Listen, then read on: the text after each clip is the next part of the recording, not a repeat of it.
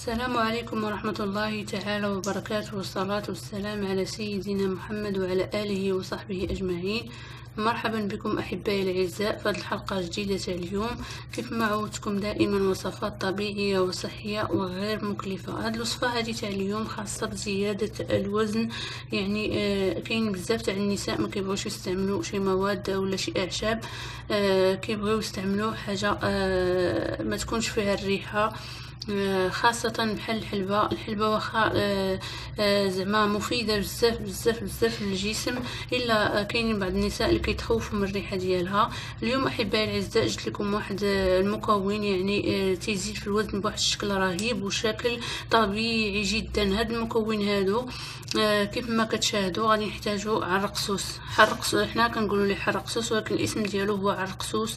كيف ما اللي ما كيعرفش عرقسوس، هو عبارة على غصن كيكون في المذاق ديالو حلو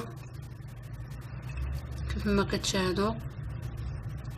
طريقه ديال الاستعمال ديال تحضير هذه الوصفه هذه سهله احبائي الاعزاء. غادي ناخذ واحد الكميه اللي غتكفانا في النهار، يعني كميه هذا الحجم هذا تاع رقصوص ولا جوج طروفه صغار بحال هكا، وغادي نقطعوهم بحال هذا الشكل هذا بشي آلة حاده ديال الكوزينه، يعني مقص تاع تنستعملوه في الكوزينه او اللاموس.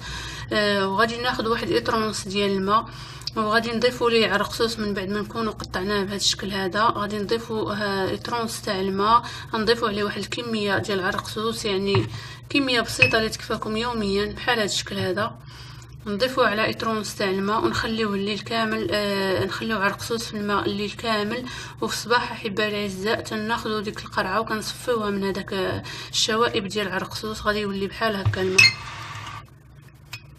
نصفيوها من هاد الشوائب هذا تاع الرقصوص كيف ما كتشاهدوا. غادي يعطينا في الصباح واحد اللون داكن، يعني فاش كيطلق عرقسوس في الماء كيولي اللون ديالو بني.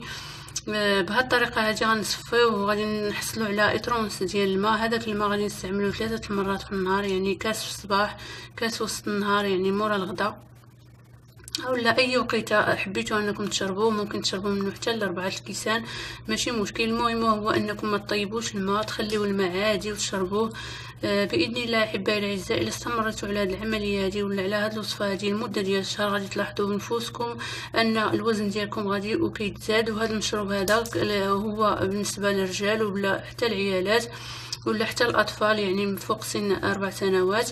وهذا المشروب هذا ما كيشربوش الناس اللي عندهم ارتفاع ضغط الدم، يعني اللي تيطلع لهم الطنسيون ما يشربوش المشروب تاع الرقصوص. كنتمنى منكم احبائي الاعزاء انكم تجربوا هذه الوصفه هذه، لانها وصفه فعاله وعرقسوس وهو مفيد بزاف فيه الفوائد للجسم ديالنا. كنتمنى ايضا انكم ما تبخلوش عليا بالتشجيعات ديالكم والدعوات ديالكم، وكنتمنى منكم ايضا انكم تنضموا لي القناه وتشجعوني بلايك باش دائما نوصلكم الجديد. والى اللقاء في حلقه قادمه باذن الله.